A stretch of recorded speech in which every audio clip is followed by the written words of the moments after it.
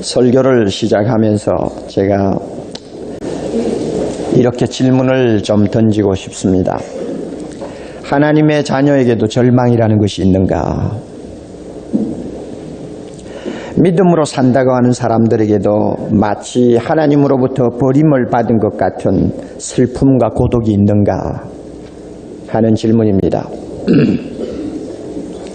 이 질문에 대한 대답을 아마 이 본문이 오늘 우리가 읽은 이 시편의 말씀이 하고 있지 않나 저는 그렇게 생각합니다. 그 대답은 간단합니다. 그럴 수 있다 하는 것입니다. 하나님의 자녀가 절망에 빠질 수도 있다는 것입니다. 아무리 믿음으로 산다고 하는 사람이라도 가끔 하나님으로부터 버림받은 것 같은 처절한 상황에 빠질 수도 있다 하는 것을 이 본문이 우리에게 가르쳐 주고 있습니다. 우리 중에 이 시가 담고 있는 고독과 슬픔의 무게를 달아볼 수 있는 사람은 아마 흔치 아니할 것입니다. 사실 저나 여러분이나 우리는 세상을 비교적 편하게 살아온 사람들 측에 들지 않나 생각합니다. 또 신앙생활을 해도 비교적 큰 연단을 받지 않고 예수 때문에 생을 더 풍요롭게 사는 사람들, 또 즐기고 사는 사람들 편에 우리가 속하고 있다고 가끔 생각을 합니다. 그러므로 시편 13장을 우리가 아무리 읽고 묵상을 해도 마음에 와서 닿지 아니하는 딴 세상의 이야기처럼 들릴 위험이 얼마든지 있습니다. 이런 위험에 우리가 빠지지 않도록 성령께서 이 시간 특별히 도와주시기를 바랍니다.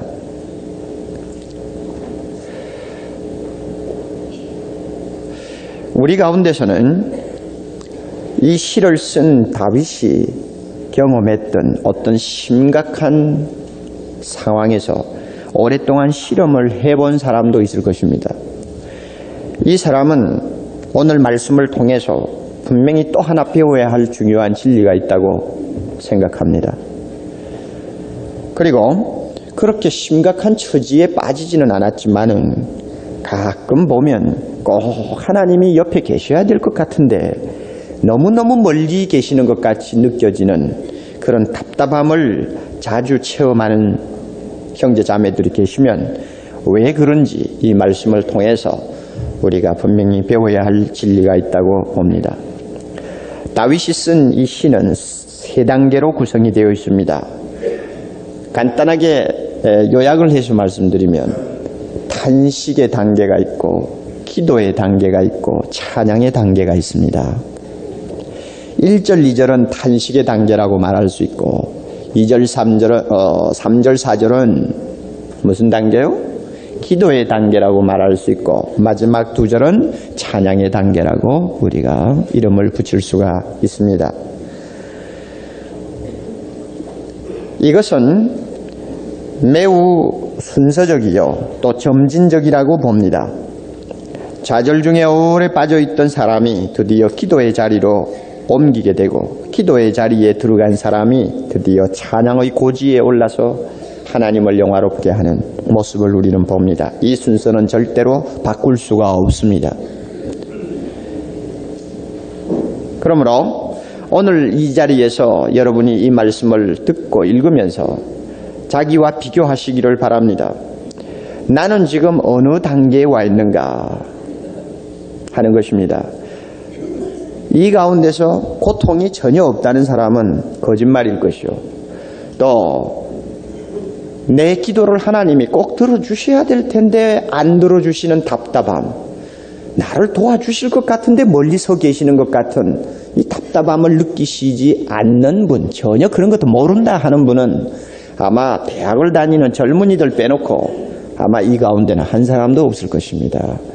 인생의 바다를 적으나 10리, 20리 길을 노를 저어서 나가본 사람이면 제 하는 이야기가 무엇인지 여러분이 알고 있습니다. 그러므로 크고 작고의 차이는 있어도 다윗이 느꼈던 그 절망적인 감정은 다 우리가 느끼고 있는 것인데 그렇다면 나는 지금 어디에 있는가를 살피세요. 다윗처럼 절망의 단계에 지금 머물러 있는가 아니면 다윗처럼 기도의 자리로 올라섰는가 아니면 찬양의 고지에 이미 정상을 정복하고 서 있는 사람인가? 여러분 각자 자기 자신이 어디 있는가를 현주소를 한번 찾아보시기 바랍니다. 가장 이상적인 현주소는 찬양의 고지에 오르는 것입니다.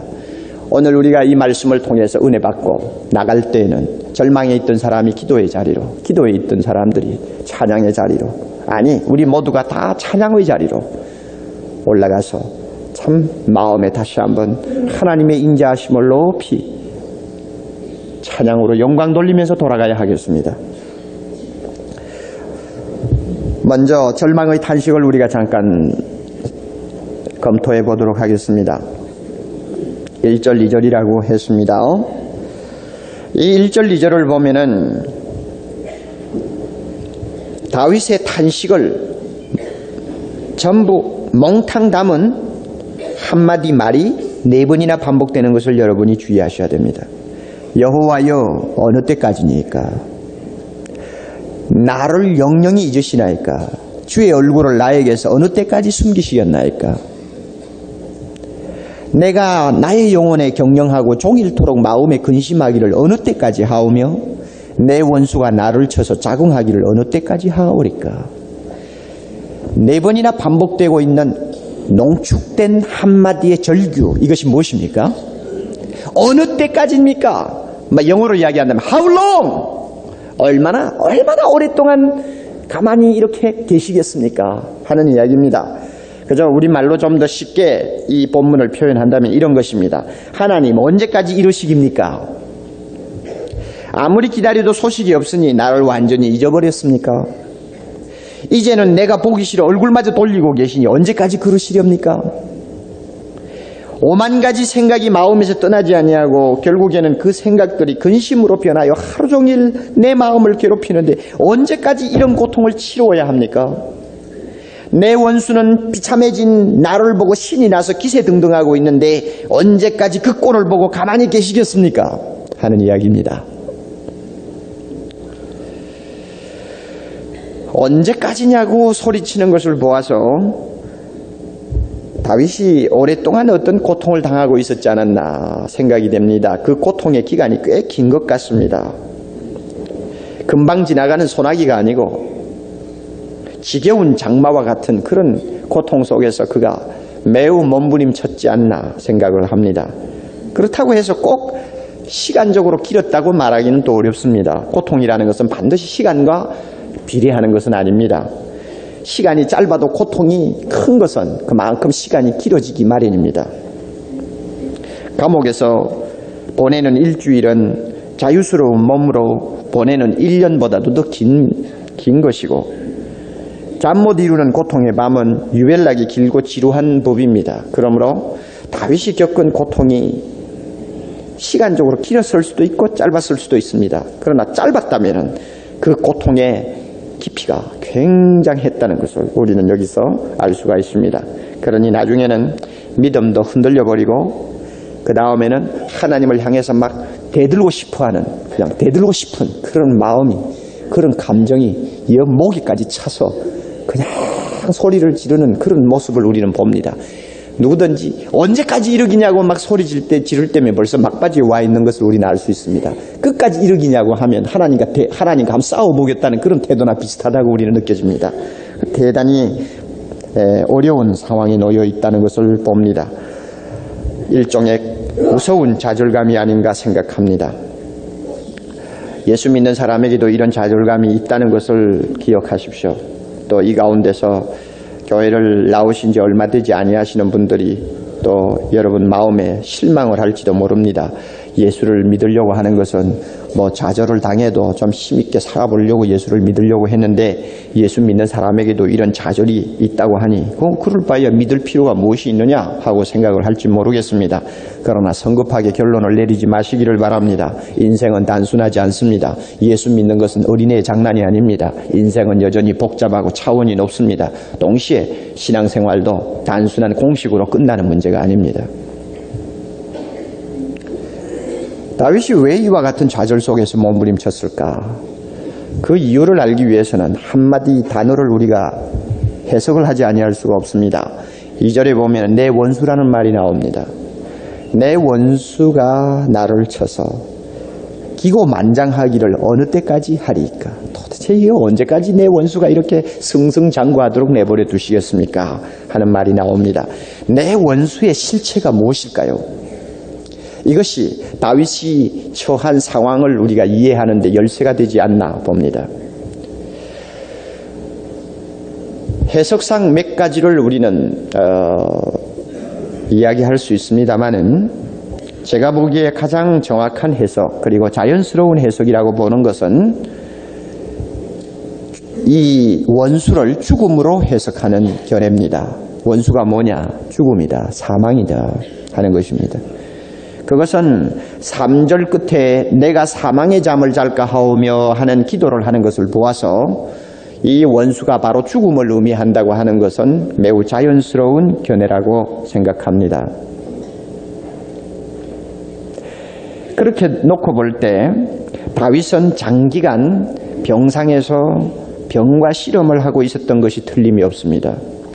시편 몇 곳을 보면 다윗이 병을 치르면서 고생한 흔적들이 있습니다. 그런데 이 장기간 큰 병을 치르고 지금 그 병 속에서 고통을 하고 있는데 시간이 갈수록 죽음이라고 하는 원수가 점점 병상 가까이로 다가오면서 기세를 올리고 있는 것을 그는 느낄 수가 있었습니다.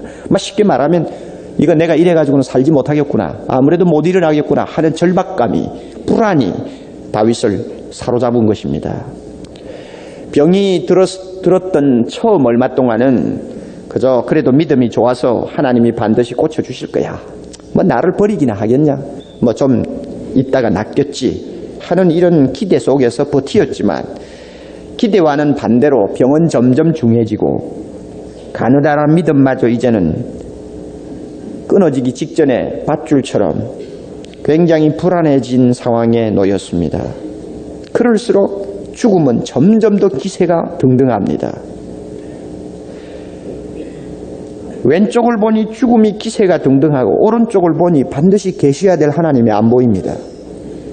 우리가 깊은 병상에서 씨름을 해보면 이런 감정을 압니다. 하나님과 죽음이라는 두 사이에 끼어가지고 자기 몸이 양편으로 찢어지는 것 같은 그런 모순을 느낍니다. 죽음은 점점 가까이 다가오는데 하나님은 점점 멀어져. 꼭 내 곁에 계셔야 될 것 같은 그 순간에 오히려 하나님은 멀리 계시고 내 기도를 들어주셔야 될 것 같은 그 순간은, 절박한 순간에 하나님은 고개를 돌리고 계시는 이런 무서운 어떤 처절함을 느낄 수가 있습니다. 다윗이 바로 이와 같은 처절함에 지금 빠져서 장탄식을 하고 있는 것입니다. 성경에 보면 다윗과 같은 이런 비슷한 경험을 한 사람이 또 하나 있습니다. 우리가 잘 아는 욥입니다. 그가 이런 말을 합니다. 내가 오늘도 혹독히 원망하니, 다윗처럼 막 가슴에서 원망이 터져 나와요. 막 대들고 싶고 그냥 항의를 하고 싶은 마음이 그냥 가슴에서 불일듯이 일어납니다. 오늘도 혹독히 원망하니 받는 재앙이 탄식보다 중함이니라. 내가 어찌하면 하나님 발견할 곳을 알고, 하나님이 어디 계시는지 내가 좀 찾아서 만났으면 좋겠다 그 말이요. 만나기만 하면 그 보좌 앞에 나아가서 그 앞에서 호소도 해보고 변백할 말을 입에 채우고 내게 대답하시는 하나님의 말씀을 내가 좀 알고 내가 좀 깨닫고 싶구나. 그런데 내가 앞으로 가도 하나님이 아니 계시고 뒤로 가도 보이지 아니하고 그가 왼편에서 일하고 계시지만 내가 만날 수가 없고 그가 오른편으로 돌이키시지만은 배울 수가 없구나. 막막한 거예요. 온 사방을 다 둘러보아도 꼭 하나님을 만나야 되겠는데 하나님은 안 보이는 거예요. 이게 욥이 체험했던 무서운 사망의 골짜기였습니다. 다윗도 이와 같은 지금 상황에 지금 빠져 있는 것입니다. 아마 예수 잘 믿는다고 하는 사람들이 이런 처절한 이 좌절 속에 내 동댕이 쳐지면 아마 이것만큼 견디기 어려운 시련이 없으리라고 생각합니다. 저는 이 13장 내용을 조용히 생각하고 묵상하면서 떠오르는 글이 하나 있었습니다. 우리 모두가 기억을 하고 계시리라고 봅니다. 너무 참 값으로 따질 수 없는 너무 귀한 글을 써주신 분이 한 분 계셨어요. 우리 교회 조그마한 잡지에 투고해 주신 분입니다. 김윤권 목사님인데, 대학생 선교회 총재 되시는 김윤권 목사님의 큰 눈물겨운 그 내용이 기억이 났습니다. 그 제목이 거절당한 내 생애 가장 애절한 기도. 거절당한 가장 애절한 나의 기도라고 하는 제목입니다. 그 글 내용을 제가 다시 내놓고 쭉 읽어보았습니다. 그 글을 읽으니까 13장의 내용, 13장에 있는 다윗의 심정을 다시 한번 좀 더 가까이 느낄 수가 있었습니다. 김중권 목사님은 81년도에 29살 먹은 그의 사랑하는 딸이 어린 두 딸 자식과 남편을 남겨놓고 위암으로 죽어가던 병상에서 아비로서 그야말로 겪을 수 없는 최악의 고통과 탄식과 고뇌를 맛본 사람입니다. 그 맛본 고뇌의 그 현장에서 느낀 감정을 참 아름다운 필체로 써서 보낸 것이 바로 우리가 읽었던 그 원고였습니다. 그 내용 가운데 이런 말이 있습니다. 주여, 기도할 힘도 없고 믿음도 심지가 꺼져갑니다. 감사와 찬송을 악마가 빼앗아가고 있습니다. 살 힘도 죽을 힘도 없습니다. 병과 싸우고 고통을 참을 힘이 조금도 남아있지 않습니다. 주여, 대신 책임져 주십시오. 물속에서 건지듯이, 불속에서 건지듯이 당신이 성령으로 내 대신 기도해 주시고 믿게도 해 주시고 감사도 찬송도 해 주십시오. 이렇게 말하는 김 목사님의 그 심정을 여러분이 알만하죠. 하나님은 멀리 계시고 부를 힘도 없고 찾아갈 힘도 없고 그야말로 혼자 저 깊은 심령 속에 떨어져서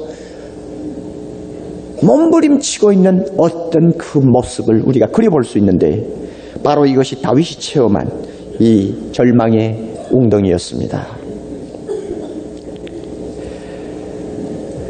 이것은 아무나 체험할 수 있는 그런 값싼 것이 아닙니다. 저도 이런 경지를 체험을 했느냐 하고 누가 반문한다면 자신 있게 대답하기가 어렵습니다. 글쎄, 내가 언제 그런 구덩이 속으로 빠져본 일이 있나? 그런 의미에서 제가 이 본문 말씀을 여러분에게 전하는 것이 굉장히 두렵습니다. 설교라는 것은 꼭 설교자가 체험한 범위 안에서만 전하는 것이 아닙니다. 내가 모르는 경지의 것도 하나님께서 가르쳐 주신 진리면 전해야 합니다. 이와 같은 부담감 때문에 제가 이 말씀을 여러분에게 전하기는 합니다만, 다윗이, 욥이, 김윤권 목사님이 체험했던 그런 그 깊은 세계의 체험은 너무 값비싼 것입니다. 우리 중에 아는 사람도 있고 모르는 사람도 있을 것입니다. 그러나 여기서 우리가 한 가지 짚고 넘어가야 될 것이 있습니다. 이것만큼 모순이 어디 있느냐 하는 이야기입니다. 무엇이 모순이냐? 우리가 답답해서 하나님 언제까지 이러기냐고 항의를 하고, 하나님 어디 계시느냐고 막 찾아다니고, 하나님 왜 나 혼자 두고 계시느냐고, 왜 대답은 안 하고 가만히 계시느냐고 우리가 소리를 치지만 실제로 그 말만큼 모순이 없다 그 말입니다. 왜? 하나님은 그런 분이 아니거든요. 아니, 그분이 정말 그의 자녀를 잊어버리고 삽니까? 아니, 그분이 정말 자기 자녀가 혹독한 어려움을 당하는데 혼자 그 자리를 피해서 먼 곳에서 구경만 하고 계신단 말입니까? 서로 그 자녀가 무엇인가 잘못한 것이 있을 수는 있지만 그 잘못한 그것을 타대해가지고는 그 자녀가 그야말로 비명을 지르고 있는데 자기 혼자 구름 위에 앉아서 구경만 하고 계시는 하나님이란 말입니까? 성경을 아무리 보세요, 그런 하나님인가? 하나님의 사랑과 그의 성실하심은 또 그의 성실한 약속은 너무나 놀라운 것인데 그 약속에 비추어 보면 하나님은 절대 멀리 계시는 분도 아니요, 우리를 잊어버린 분도 아니요, 우리를 보고 얼굴을 돌리시는 분도 아닙니다. 한때 이스라엘 백성들이 하나님이 우리를 잊었다고 막 소리치고 절망하고 있을 때 이사야를 보내서 하나님이 이런 말씀하신 거 여러분 기억합니까? 여인이 어찌 그 젖 먹는 자식을 잊겠느냐, 자기 태에서 난 아들을 여인이 어찌 긍휼히 불쌍히 여기지 않겠느냐. 그 여인이 서로 자기 자식을 잊을지라도 나는 너를 잊지 아니할 것이라. 나는 너를 잊지 않는다. 내가 너를 내 손바닥에 사겨놓고 있다. 하나님이 그렇게 말씀하셨는데 그 하나님이 어떻게 우리를 잊고 계신단 말입니까? 내가 사망의 음침한 골짜기로 다닐지라도 해를 두려워하지 아니하는 이유는 주께서 무엇입니까? 나와 함께 계심이라.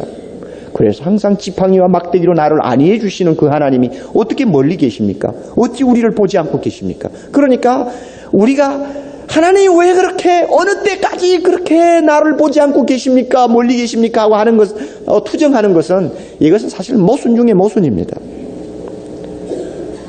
그런데 분명한 사실은 하나님은 멀리 계시지 않는데 분명히 우리는 멀리 계시는 것처럼 느껴지는 숨막히는 순간들이 있다는 것입니다.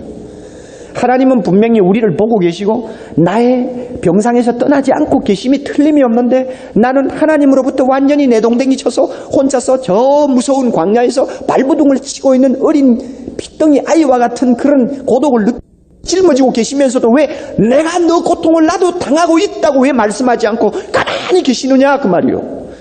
자, 여기에 대한 대답은 우리가 누구나 할 수가 없습니다. 우리는 하나님의 그 넓고 큰 마음을 다 읽을 수가 없어요. 사람마다 그 대답은 다릅니다. 왜 그러시는지, 왜 그렇게 느끼게 만드시는지, 형편과 경우에 따라서 다 그 대답이 틀립니다. 그러므로 함부로 입을 열어서는 안 됩니다.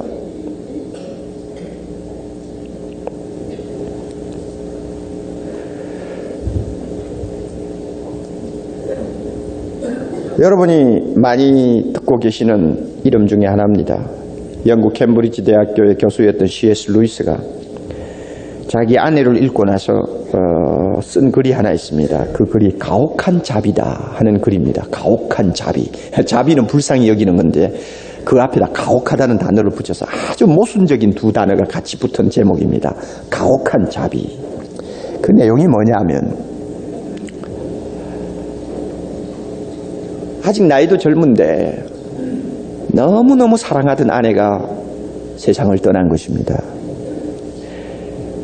아내를 잃고 나서 심한 번민과 슬픔 속에서 그는 헤어나지를 못했습니다. 그가 건너야 될 슬픔의 강은 너무나 멀어 보였습니다. 길어 보였습니다. 그는 하나님 앞에 왜 아내를 데리고 갔는지 항의를 했고 왜 아내를 고쳐달라고 부르짖는 자기 기도를 들어주지 아니했는지 항의를 하면서 몸부림쳤습니다. 그런 몸부림에 고비가 좀 넘어간 다음에 그가 깨달은 것을 이야기하고 있습니다. 왜 하나님이 자기 사랑하는 아내를 데리고 갔을까? 그 이유는 자기와 자기 아내는 너무 사랑하는 사이라. 이것은 막 떨어지면 죽을 것 같은 그런 아주 끊을 수 없는 띠로 묶어진 두 사이인데, 그래서 두 사람이 너무 사랑하다 보니까 둘만 아는 이기주의적인 사랑에 깊이 빠져 있었다. 자기도 모르게 이기주의적인 사랑에 깊이 빠져 살고 있었다. 하나님은 그런 이기적인 사랑에 깊이 빠져 있는 자기들을 좋아하지 아니하셨다. 그대로 내버려두면 영적으로도 크게 병들 수 있고 다른 사람에게 유익을 줄 수 없다고 하나님이 판단하시고, 하나님께서 싫은 일이지만 자기에게서 사랑하는 아내를 빼앗아갔다. 그래서 그 이기적인 사랑에서 자기가 눈을 뜨게 만드셨다. 이렇게 하시는 것은 하나님이 자기를 불쌍히 여겨서 하시는 것이지만, 그러나 자기 입장에서 볼 때는 그것은 가혹한 자비다. 이렇게 설명을 하는 글을 보았습니다. 글쎄, 루이스 박사가 하나님 앞에 기도하는 중에 그렇게 깨달았고 성령께서 그렇게 그에게 가르쳐 주신 것이면 아마 그에게 대해서는 틀림이 없겠죠. 아마 그럴 수도 있을 것입니다. 아내나 남편을 하나님보다 더 사랑하고 아내가 우상이 되고 남편이 우상이 되어서 영적으로 크게 잘못될 위험이 있는 사람에게 하나님이 어떤 경우에는 둘 중에 하나를 타리고 갈 수도 있다고 생각합니다. 그러나 그와 같은 해석을 아내나 남편을 먼저 잃어버리는 사람에게 무조건 갖다가 그런 해석을 갖다 붙이는 것은 대단히 위험합니다. 왜? 사람마다 다 경우가 다르고 개개인에 대해서 하나님이 갖고 계시는 뜻이 다 다르기 때문에 우리는 설명을 할 수가 없습니다. 다시 말하면 왜 하나님은 가까이 계시면서도 나로 하여금 멀리 계시는 것처럼 느끼는 그런 고통 속에 좌절 속에 내버려 두실까? 그 이유, 그것은 성급하게 결론을 내리고 대답해서는 안 된다 하는 이야기입니다.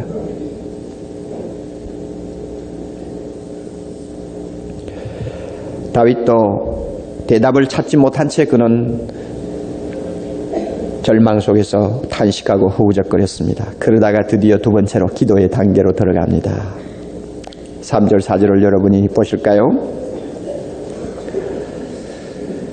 여호와 내 하나님이여 나를 생각하사 응답하시고 나의 눈을 밝히소서. 두렵건대 내가 사망의 잠을 잘까 하오며 두렵건대 나의 원수가 이르기를 내가 저를 이기었다 할까 하오며 내가 요동될 때에 나의 대적들이 기뻐할까 하나이다. 기도입니다.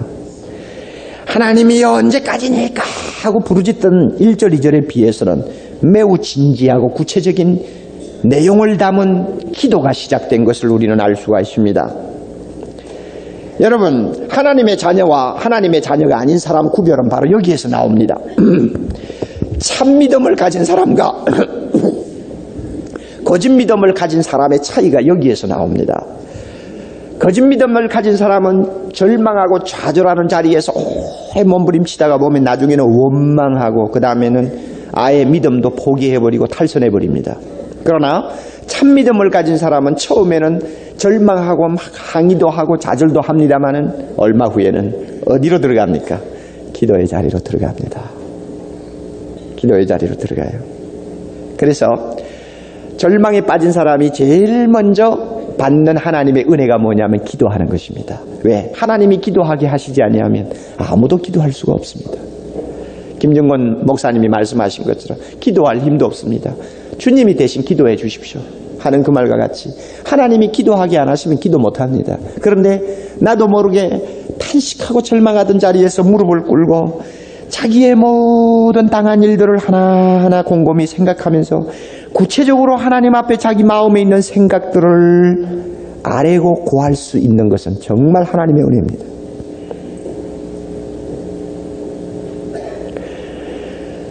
이 기도 시간을 통해서 우리는 드디어 소위 자기 분석을 할 수 있는 침착한 상태로 돌아오게 됩니다. 자기가 처한 현실, 왜 내가 이런 일을 당했는가를 하나하나 분석하면서 생각하게 됩니다. 왜 기도가 천장에 막혀서 올라가지 아니할까?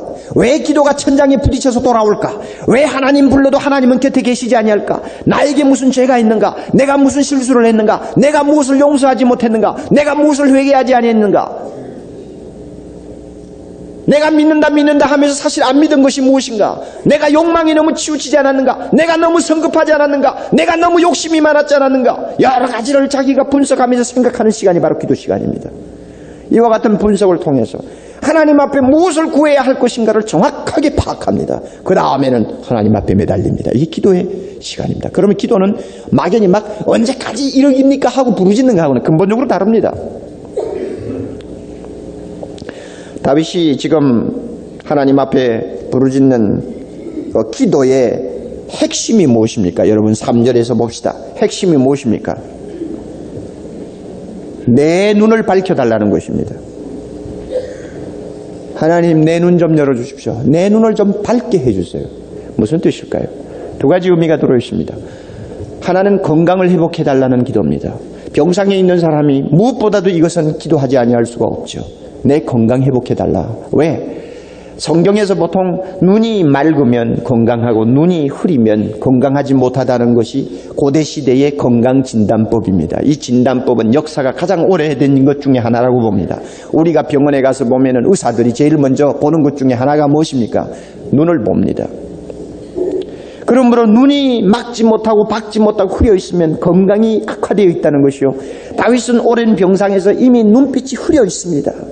오 하나님이여 내 건강 좀 회복시켜 주십시오. 그 다음에 또 하나 기도, 이 말씀의 내용은 육신만 아니라 내 영혼의 눈도 밝게 해 주시옵소서 하는 뜻입니다. 우리가 경험해서 아는 일입니다만 병상에서 오랫동안 씨름을 하다 보면 영적으로 매우 어려워집니다. 물론 병상에서 기가 막힌 신앙의 단계로 독수리가 날개를 달고 오르듯이 오르는 사람도 있습니다. 건강한 사람이 상상도 못하는 순수한 높은 자리로 올라가는 사람이 있습니다. 다윗이 나중에 그런 단계로 올라갑니다. 그러나 일반적으로 보면은 몸이 오랫동안 편하지 못하면요, 이 영적으로도 굉장히 힘을 잃어버립니다. 그래서 기도도 못해, 말씀도 보지 못해, 자꾸 병 때문에 신경이 예민해져. 이러면은 영적으로 점점 침침해지고 어두워집니다. 다윗이 바로 그런 처지에 빠져 있어요. 그러므로 내 눈을 밝게 하옵소서 하는 것은 육신의 병을 치료해 달라는 것만이 아니라 자기의 영안이 몹시 어두워져 있사오니 내 영혼을 밝게 해달라고 하는 기도입니다. 그리고 다윗은 또 이렇게 눈을 밝게 해달라고 하는 이유가 뭐냐? 죽지 않기를 바라기 때문입니다. 사망의 잠을 잘까오며 죽을까 두렵습니다 하는 이야기입니다. 왜 죽을까 두려워합니까? 4절 보면 왜 두렵건대 하고 나옵니까? 자, 내가 만약에 이 병상에서 그대로 죽어버리면 나의 원수가 누구라고 그랬어요? 죽음. 내가 죽음에게 완전히 정복당해버렸다고 할 수밖에 없는데 하나님을 믿는 사람이 이렇게 나이가 늙지도 않았는데 벌써 이렇게 병 때문에 죽어버리면 하나님이 내 꼴이 무엇입니까 하는 이야기입니다. 이 죽음이 얼마나 기세등등하겠습니까? 나 이런 거 보기 싫습니다. 그러니까 하나님 나 병 좀 고쳐주세요 하는 이야기요. 또 하나 이유가 있습니다. 왜 그렇습니까? 4절 끝에 내가 요동될 때에, 내가 병들어 가지고 낫지 않고 계속 흔들리고 약해져 있을 때 나의 대적들이 기뻐할까나이다. 위에 나의 원수는 단수입니다만 밑에는 복수입니다. 나의 대적들이 기뻐할까나이다. 여러분이 대적들이 누굴까요? 아마 여러분 대충 아실 거예요. 예수를 별나게 믿는 사람들이 몸이 아프다든지 아니면은 실패를 하거나 어려운 일을 당하면 은근히 고소하게 생각하는 사람들이 많습니다. 참 그건 묘해요. 그 이웃끼리나 형제끼리나 뭐 주변을 보면은 평소에는 티를 안 내는데 예수 잘 믿고 날마다 뭐 교회밖에 모르고 하나님밖에 모르고 주여 주여 하던 사람이 갑자기 그냥 병을 앓는다든지 영 비참하게 돼버리면 아이고 속으로 잘됐다. 그게 뭐 하나님 믿는 자기나 뭐 내나 뭐 다를 게 뭐가 있어 뭐. 이러면서 은근히 고소하게 생각합니다. 이렇게 하나님의 자녀가 잘못되는 것을 은근히 기뻐하고 좋아하는 사람을 일컬어서 여기 나의 대적들 합니다. 그러니 다윗이 무엇이 염려스러운가 하면 아니 내가 이거 병들어가지고 일어나지 못하고 결국 죽어버리면 이 하나님 영광 가린단 말이에요. 은근히 좋아하는 사람들이 얼마나 좋아하겠어. 하나님이 어디 계시느냐고 소리 안 치겠어. 예수 믿어도 하나님 잘 믿어도 뭐 별 수 없더라 하지 않겠어. 오 하나님 나 그런 꼴 보기 싫습니다. 난 그런 꼴 보기 싫어요. 대적들이 좋아서 자긍하는 거 나 절대 보기 싫으니 빨리 내 몸도 고쳐주시고 내 영혼의 어두움도 물리쳐 주십시오 하는 기도입니다. 예수 잘 믿는 사람이 참 고민스러운 게 바로 이것입니다. 그죠? 뭐 병이 들어 죽을 수도 있고 또 나이대로 살지 못하고 또 하나님이 부름에 갈 수도 있고 다 마찬가지입니다만은 걱정스러운 것이 항상 무엇입니까? 여러분 뭐예요? 무엇이 걱정스럽소? 자, 여러분이 믿음이 진짜 있는 사람이면 대답이 꼭 같이 나옵니다. 무엇이 걱정스러워요? 안 믿는 사람들에게 이 예수가 없는 것처럼 보이고 예수 믿어도 별 수 없다고 하는 소리를 듣는 거 이거 참 걱정스럽단 말이에요. 그래서 예수 믿는 사람은 건강해야 합니다. 그래서 예수 믿는 사람은 뭘 한 가지를 해도 좀 똑똑히 해야 합니다. 정신 차려야 됩니다. 왜? 하나님의 영광과 항상 직결되어 있기 때문입니다.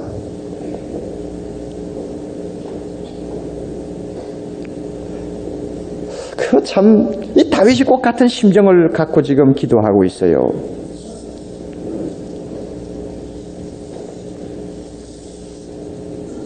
이렇게 진지하게 기도 제목을 놓고 주여 정말 나의 눈을 밝게 해주시옵소서.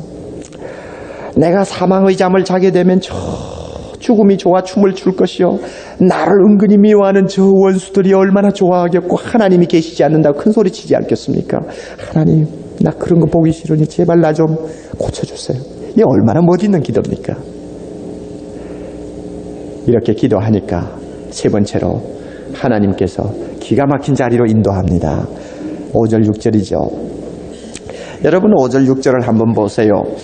나는 오직 주의 인자하심을 의뢰하여 싸우니 내 마음은 주의 구원을 뭐해요? 기뻐하리이다. 또 내가 여호와를 뭐해요? 찬송하리니. 왜 그런가 하면 이는 하는 말은 항상 왜냐 하면 나를 후대하심이로다. 나를 아주 후하게 대접해 주시리로다. 후하게 대접해 주실 것을 내가 믿기 때문이다 하는 말입니다. 그러니 5절 6절을 놓고 보면 한마디로 찬양이지요. 다윗이 찬양을 하게 된 그 동기를 한번 보세요. 그 동기는 기도 때문이라고도 할 수 있지만 기도 속에서 큰 것을 얻었기 때문입니다. 무엇을 얻었느냐 하면 나는 오직 주의 인자하심을 의뢰하여 싸우니. 지금 의뢰한다는 말이 아니요. 이것은 현재 완료입니다. 과거부터 지금까지 주의 인자하심을 의지해 왔사오니 하는 말입니다. 이 말이 무슨 의미를 담고 있다고 생각합니까? 다윗이 기도하는 중에 하나님의 인도하심을 따라서 지금까지 수십 년 살아온 과거를 돌아보게 되었습니다. 과거를 돌아보면서 내가 지금까지 살아온 것 내가 똑똑하고 건강해서 살아왔느냐? 가만히 돌이켜보니 그것이 아니라 그 말이요. 내가 건강하고 똑똑해서 살아왔다면 지금도 나는 병을 앓지 말아야지. 그게 아니라 그 말이요.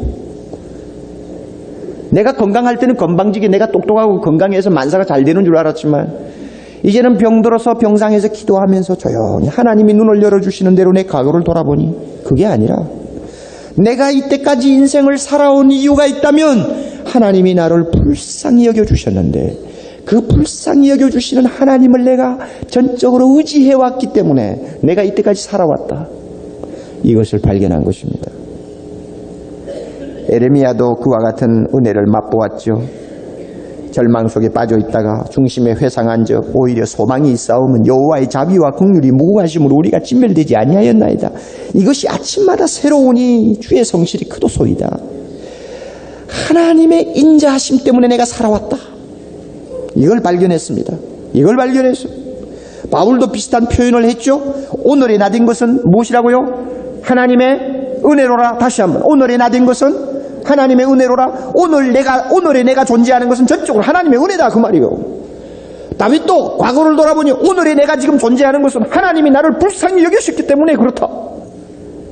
그 하나님 의지하고 살아왔기 때문에 내가 지금까지 이 자리까지 왔지 않느냐. 자, 그렇다면 비록 내가 병상에 있기는 하지만 나의 생명은 결국 하나님 손에 달려있다. 하나님이 나를 불쌍히 여기면 과거에도 인도해 주신 그 하나님이니까 앞으로도 똑같이 인도해 주시고 나를 불쌍히 여겨주실 것이 틀림이 없다. 여기까지 생각이 미치니까 다윗은 자기도 모르게 하나님을 안 믿을 수가 없게 돼버린 것입니다. 흔들흔들하던 믿음이 아예 그냥 따철 내리고 단단하게 굳게 섭니다. 하나님 옳습니다.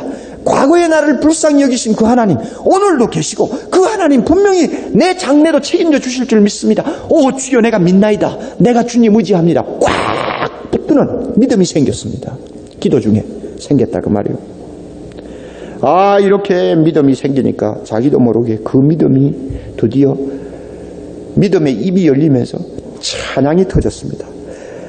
내 마음은 주의 구원을 기뻐하리이다. 내가 여호와를 찬송하리니 왜냐하면 하나님이 계속해서 나를 후하게 대접해 주실 것이기 때문입니다. 하나님, 내가 주를 찬양하나이다. 하나님의 인자하심을 돌이켜 회상하다가 믿음이 생기고 그 믿음이 강해지자마자 그 확신이 드디어 큰 소리로 찬양하는 은혜의 자리로 인도했습니다. 여러분, 이것은 정말 신비스러운 현상입니다. 아직 병이 나은 것이 아닙니다. 하나님의 음성이 하늘에서 들린 것도 아닙니다. 히스기야처럼 선지자가 찾아와서 너 앞으로 15년은 더 살 수 있다고 이야기한 것도 아닙니다. 현실은 가만히 그대로 남아있어요. 현실은 바뀌지 않았어요. 그런데 무엇이 바뀌었느냐? 기도하는 중에 다윗이 바뀐 것입니다. 사람이 바뀌었어요. 문제를 보는 눈이 달라졌어요.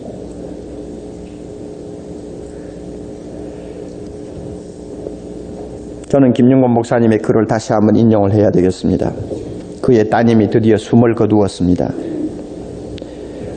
따님이 숨을 거두자 병실에 있는 사람들을 전부 내보냈습니다. 왜? 자기와 딸이 단둘이 있고 싶었습니다. 다 내보냈습니다. 딸과 단둘이 남자 그는 이렇게 글을 썼습니다. 내가 꼭 잡은 두 손목이 서서히 굳어지며 차가워지고 있다.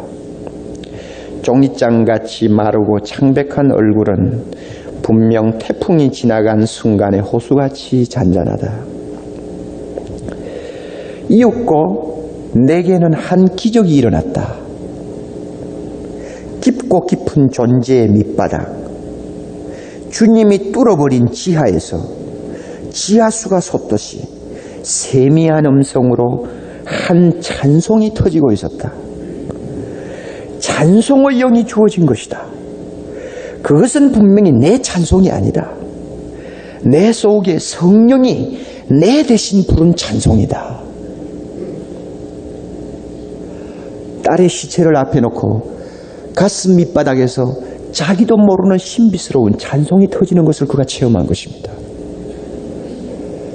여러분, 이것을 우리가 알 수 있습니까? 다윗이 체험한 것과 김윤건 목사님이 체험한 것과 일치합니다. 아무것도 변하지 않았어요. 김 목사님의 경우는 상황은 더 악화되었어요. 모든 기도의 응답이 수포로 돌아가고 딸은 죽었어요. 그럼에도 불구하고 그 현실 속에서 이상하게 찬양이 터진 것입니다. 김 목사님 말씀에 옳아요. 그것은 내 찬송이 아니야. 내 안에서 성령이 부르는 찬송이야.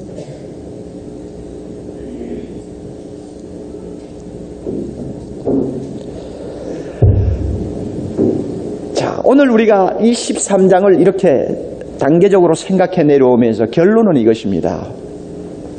하나님께서 왜 가끔 우리를 외면하는 것처럼 행동하실까? 왜 하나님이 가끔 멀리 계시는 것처럼 우리에게 느끼게 하실까? 그것은 정말 귀엽고 순수하고 아름다운 믿음, 어떤 환경에서든지 하나님을 찬송하지 아니하면 견딜 수 없는 순수한 믿음을 우리에게 갖도록 할 욕심에서 하나님이 그렇게 하신다. 이거 하나 우리 결론을 내릴 수 있습니다. 여러분 믿습니까? 하나님이 좋아하시는 게 바로 이거예요. 하나님이 좋아하시는 거, 조건적인 믿음이 아니라 무조건적인 믿음, 받은 것이 많아서 찬송하는 것이 아니라 상황이 바뀌지 않았는데도 하나님이 좋아서 하나님의 인자하심을 생각할 때마다 견딜 수 없어서 병상에서도 실패한 자리에서도 절망의 자리에서도 하나님 앞에 찬송하는 그 믿음을 하나님이 좋아하세요. 너무 좋아하세요. 너무 좋아하시다 보니까 그 믿음을 안겨주고 싶어서 어떤 때는 내가 싫어하는 깊은 웅덩이에 던져 놓으시고 마치 멀리 계시는 것처럼, 마치 돌아도 보시지 아니하는 것처럼, 마치 기도도 듣지 아니하시는 것처럼 하나님께서 행동하신다고 저는 생각합니다. 믿습니까, 여러분?